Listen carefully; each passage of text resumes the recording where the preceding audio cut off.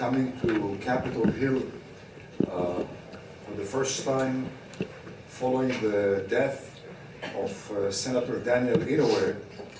It seems to me that it's very proper to share with you my sentiments upon the death of a person I consider the icon of the American legislature, who understood the significance of a branch of government which is co-determining and co-equal to the administration, not subordinated to the administration, as too many legislators unfortunately reflect. The late Senator Daniel Inouye was also totally committed to the posture of the U.S.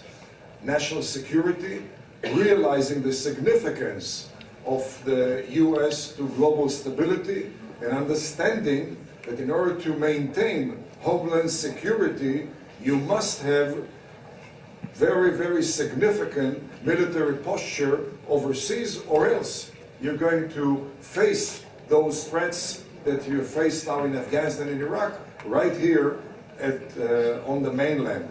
And last but not least, it seems to me that Senator Daniel Inouye was the person who understood fully the mutually beneficial ties between the U.S. and Israel. He never assumed that the U.S. simply gives to Israel. He realized that the U.S. gives, but the U.S. also receives from Israel, and that was the underlying guideline of his legislative legacy here on the Hill. As those of you who knew Senator Daniel Inouye are aware, he was not very tall in stature, but he sure had huge, huge king-size shoes to live behind him, and I wonder if there's anybody who has legs, feet long enough, big enough to fill those shoes. I would like to go back to 1966, when I came to this country for my undergraduate studies, and I remember enrolling in Poli-Sci 101, and I was first introduced to the term ethnocentrism. And those days I learned that ethnocentrism was morally wrong.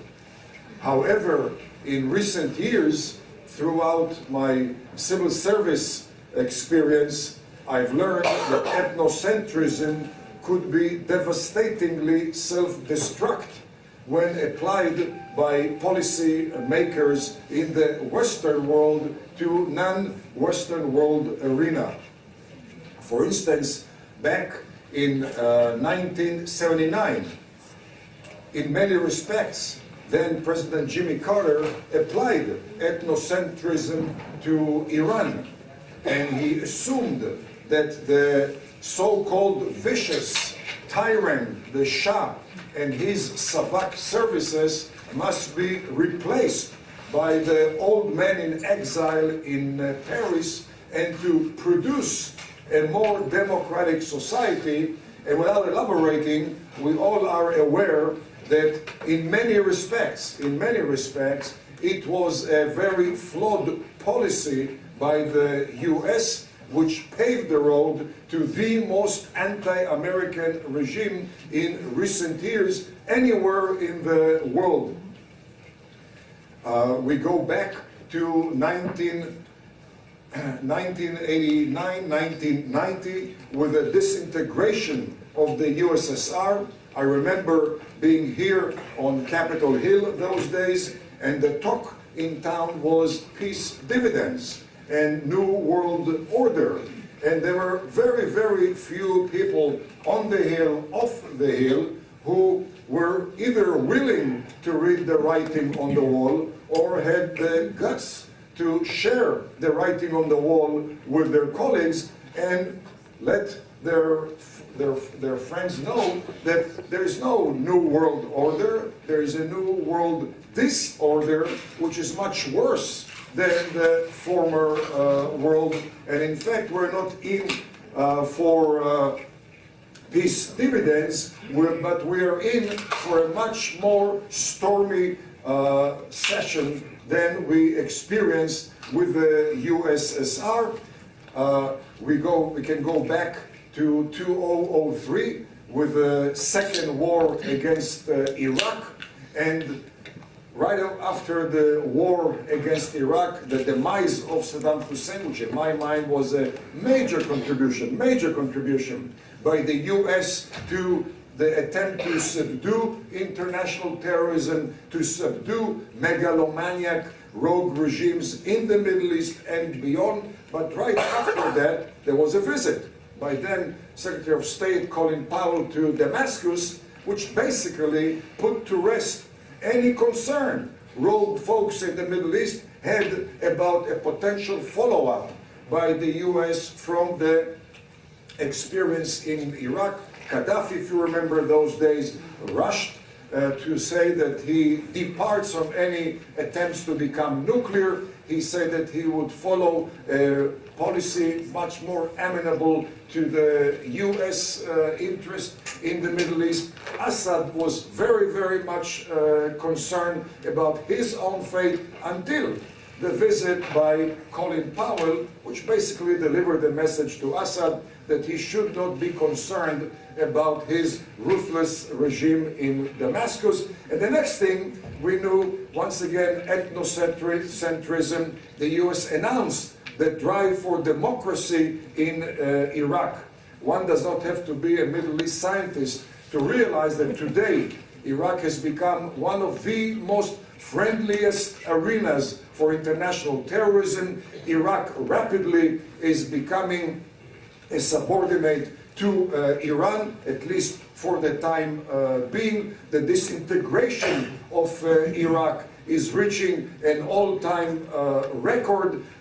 Car bombs and suicide bombers in Iraq have become a daily phenomena in the aftermath again of this futile attempt to once again apply ethnocentrism to certain rogue region of the world, trying to apply one's own morality, one's own values to a totally unrelated area of the world. And certainly one can go back to 2006 when then Secretary of State Condoleezza Rice pressured both Israel and the Palestinian Authority to allow Hamas to partake in the election. Those days, Hamas took over control of Gaza, almost Judea and Samaria, and as I said, the rest is history. And certainly we can go back to the events of 2011, whether it's the Tahrir Square, whether it's anywhere between the Atlantic in the west and the Gulf in the east, Tunisia and Libya and Egypt and Yemen and Bahrain and Syria and Jordan, and around the corner the question is when and not whether in Jordan and Saudi Arabia. And one can realize that all those delusionary statements about the reincarnation of Mahatma Gandhi in the streets of Cairo and the reincarnation of MLK on the Arab street, which indeed were enunciated by the top administration official of this country, Hillary Clinton, the president, and others, have absolutely nothing to do with reality. But moreover, they have reflected and reaffirmed in the mind of rogue regimes that something very, very inherent has been flowed inherently in the US perception of what the Middle East has been all about. And when one talks about the streets of Cairo, or the streets of Tunisia, or the streets of Libya. One also refers to Islam as a whole. And once again, ethnocentrism, well, there is Christianity, there is Judaism, and there is Islam, and they are all religions, and therefore they all supposedly share the same basic values, which is absolutely, once again, out of touch with reality, and once again serving us the message that ethnocentrism is not only morally wrong, it could be devastatingly self-destruct for those who exercise out of very, very good intentions this flawed notion of ethnocentrism. And certainly it has to do with Iran of today and the nuclear threat of Iran, because once again, ethnocentrism, shouldn't we engage, and shouldn't we minimize confrontation, and shouldn't we follow diplomacy, and worst comes to worst, we should follow sanctions in defiance, by the way, in defiance of 60 years of failure of such options to stop North Korea from becoming nuclear. 20 years of failure of such options to stop Iran from getting closer and closer to a nuclear option, and failing to realize that while indeed the sanctions have been successful in paralyzing the Iranian economy, they have left absolutely no dent in the Iranians' pursuit of nuclear capability. By the way, those sanctions did not deliver the goods also when it came to other experiences in the world, whether it was Serbia or others. If you remember, there were attempts to coerce Belgrade into according independence to the various components of old Yugoslavia, but until Belgrade was devastated by bombing, Serbia did not heed the call from the US and NATO and the international community, but all that has left no dent on the contemporary policy of the US and the free world towards Iran, and the devastatingly failed attempt to prevent Iran from becoming nuclear. And part of that failure also has to do, in my mind, with a failure to realize the nature of Iranian nuclear threat.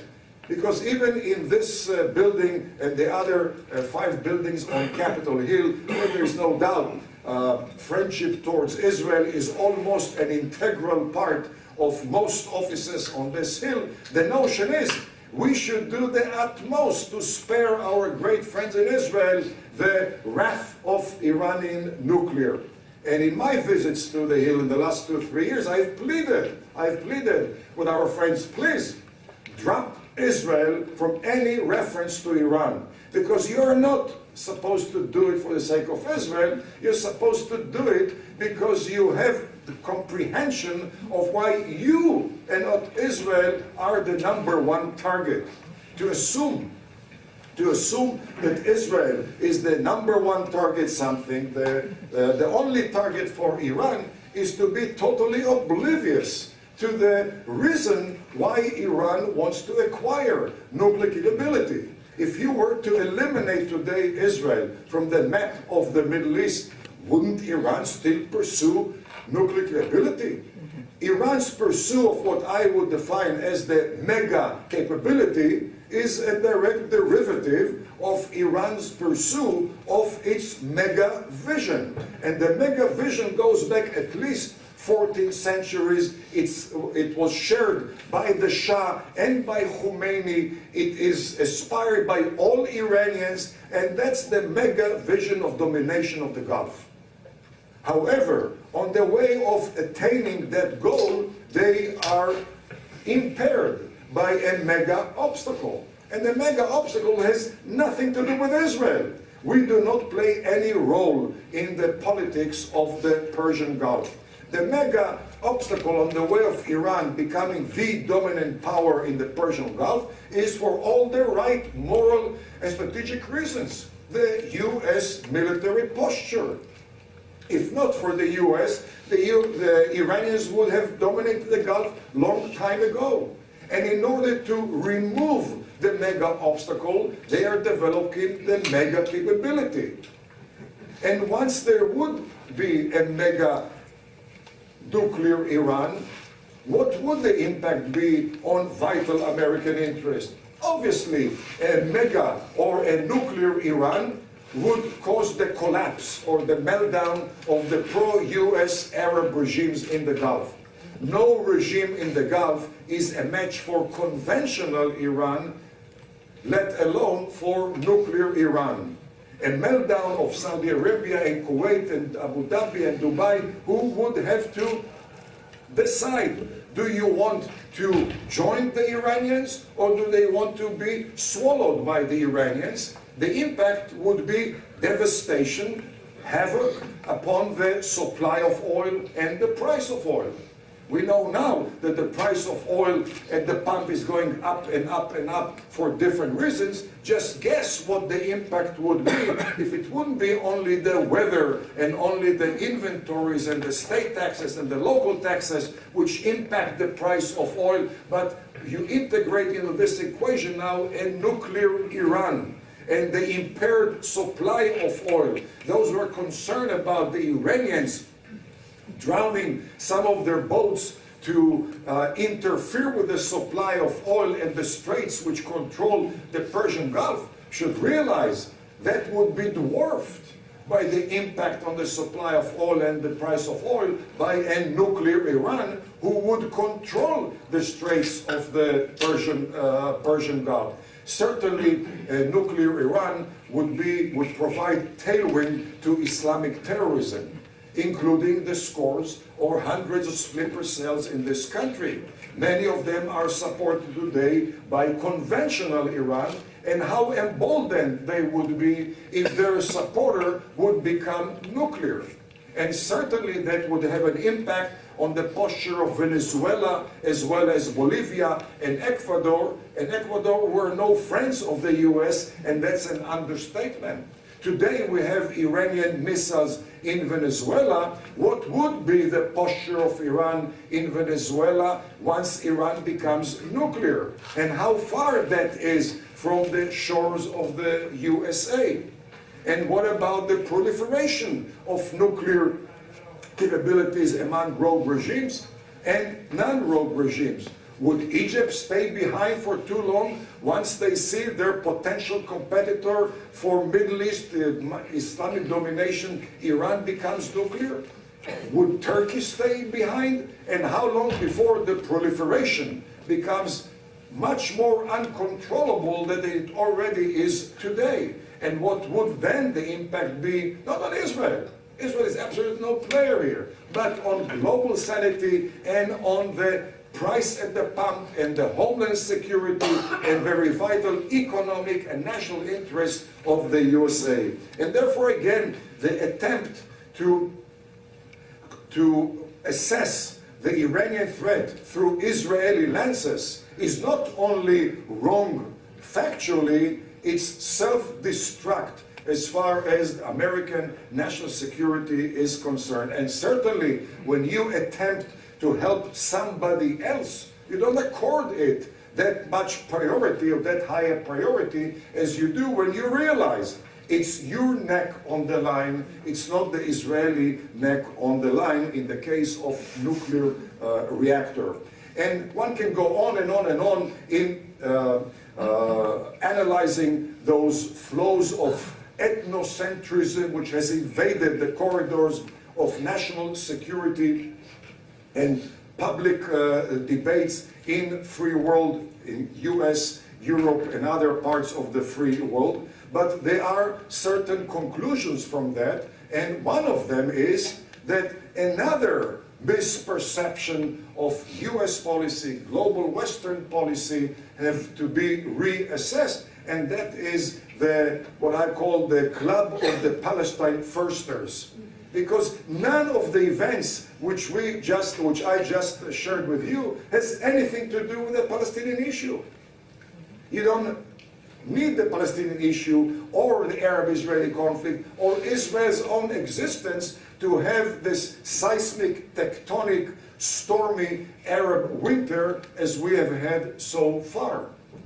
And certainly this is a reminder that not only isn't the Palestinian issue the core cause of Middle East turbulence, but the Palestinian issue, in fact, has never been the crown jewel of Arab policymakers, in contradiction to what we hear again and again and again enunciated by Western leaders and by the so-called elite Western media.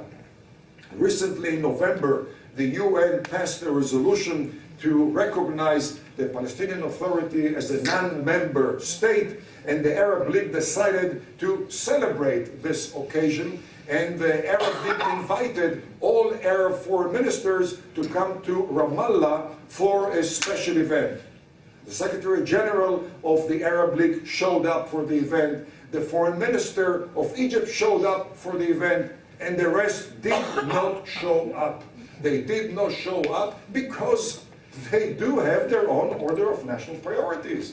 And they do not follow the Washington Post or the New York Times or the White House or the Department of State. They follow their own order of priorities, lest they be eliminated by the enemies from within, some of whom have to do with Palestinian subversion. Because for the vast majority of Arab regimes, Palestinians are not a symbol or role model of pursuit for self-determination, but rather a role model of domestic intra-Arab, intra-Muslim terrorism. That's the reason Mahmoud Abbas and Arafat were expelled from Egypt during the late 50s, when they were key activists in the Palestinian cell of the Muslim Brotherhood in Cairo.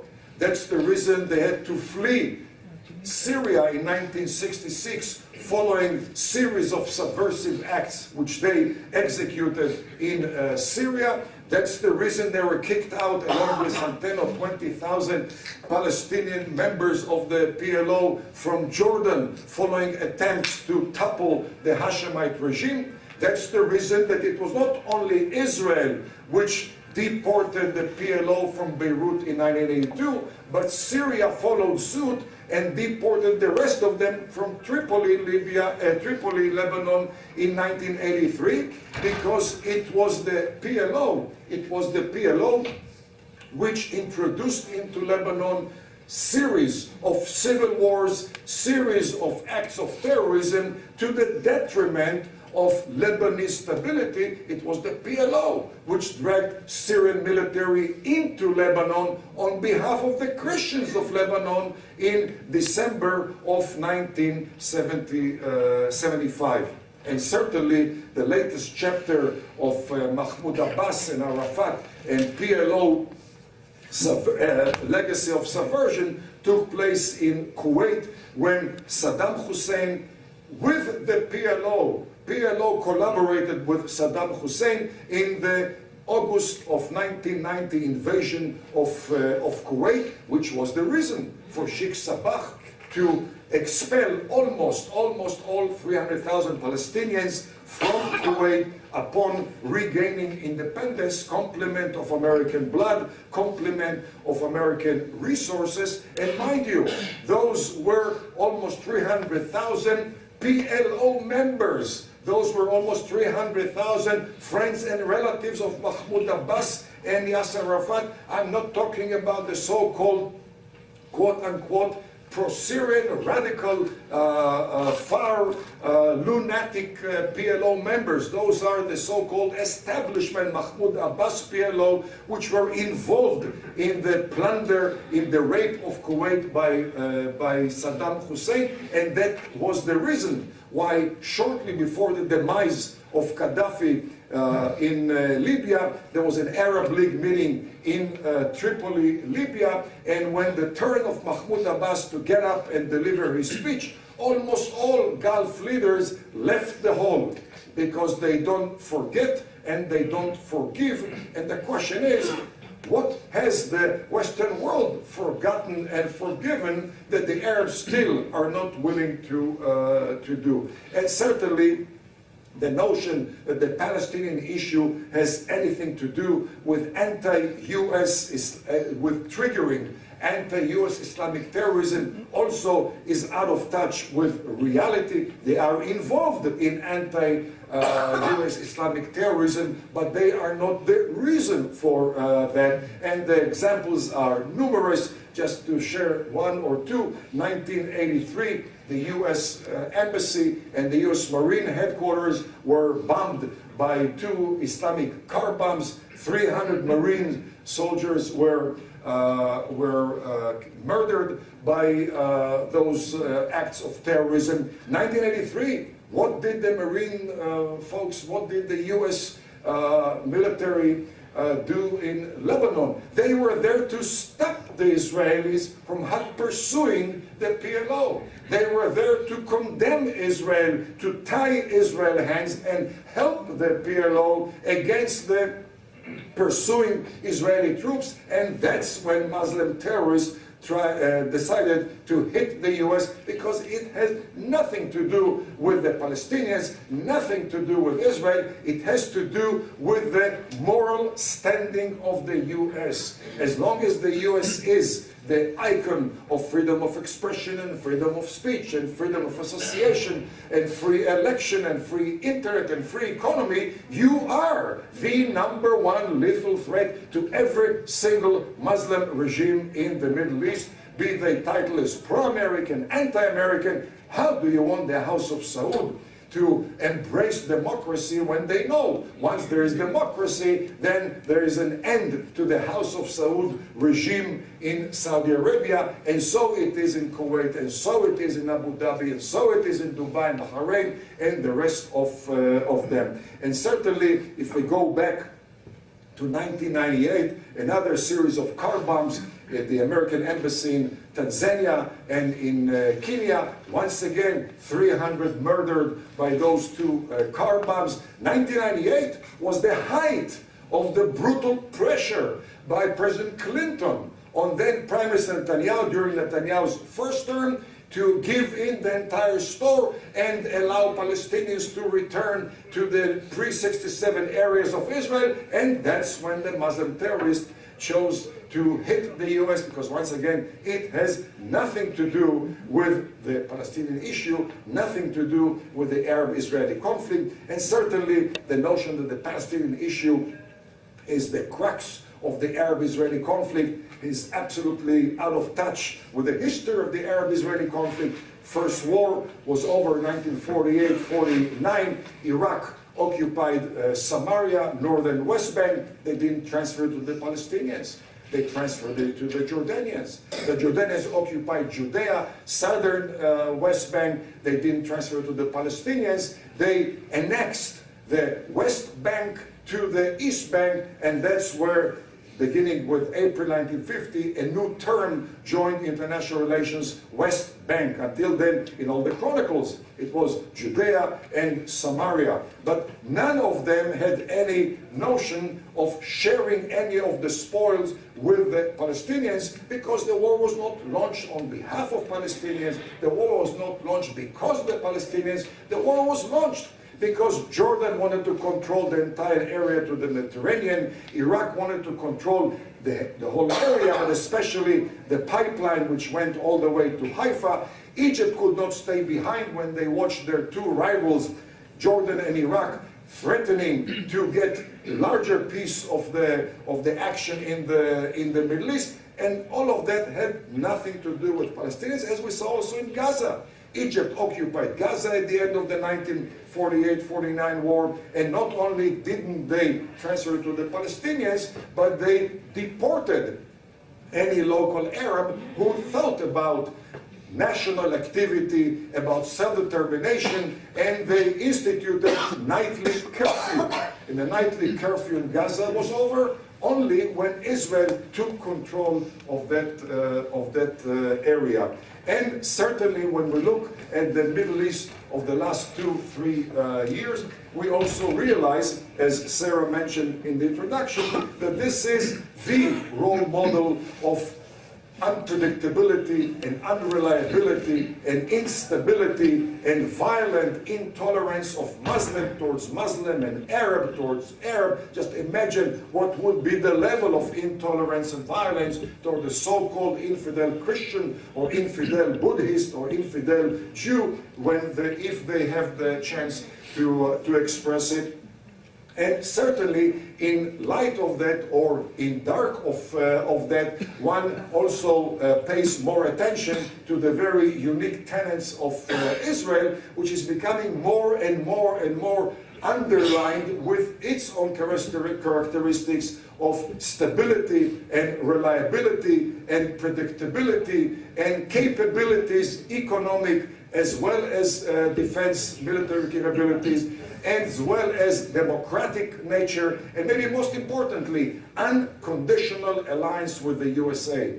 Be it leftist-oriented Israelis, right-of-center Israelis, centrist, there's no debate in Israel, should we or shouldn't we, because we are endemically, inherently, through values and through interests and through history and through whether it's religion or culture or ideology, we are inherently pro-American. I don't believe you have any other such phenomena, not only in the Middle East, but nowhere in the world.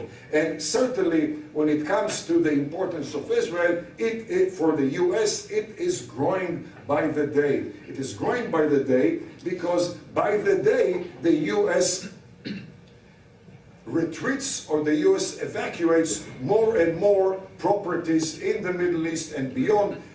Iraq has been evacuated, Afghanistan is being evacuated. There's no doubt with sequester, no sequester, the defense budget will take severe cuts. And the bottom line is that therefore the strategic arm of the US is getting shorter and shorter and shorter at a time when the threats are getting more and more and more intensified, threatening direct American domestic, external, economic, and national security interests. And at the same time also, the Russians and the Chinese, and especially recently the North Koreans, do deepen their penetration into the Middle East. And the question is, what would balance the shorter American strategic hand at that time of great necessity for vital interest by the US and the free world in this critical region, the Middle East? And the response is very simple. There is only one entity in the Middle East which can make up for this deficit in American national security in the Middle East and the surrounding areas, and that is the Jewish state. Which brings me back to 1989, 1990, which I referred to before, with this delusion of peace dividends and the delusion of a new world order.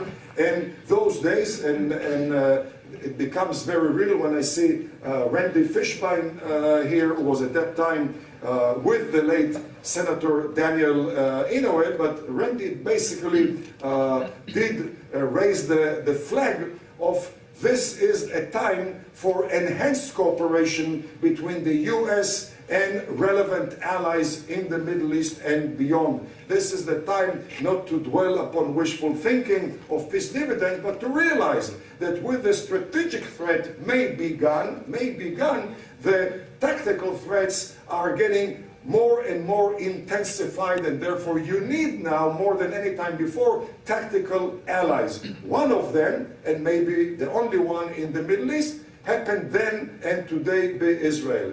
But the legacy of those years, as I mentioned before, the late senator left behind him a set of king-size shoes, but part of that legacy was established those days, where the underlying principle was, with very dramatically changed environment, you must also introduce dramatically change or dramatic enhancement of collaboration with relevant and worthy allies. The same principle in my mind applies to today. And this is the time, not for the sake of Israel, but for the sake of the US primarily, as well as the free world, to seek and expand and enhance the collaboration with the only effective beachhead in that area, which happens to be Israel. As Al Haig, the late General Alexander Haig, former Supreme Commander of NATO, former Secretary of State,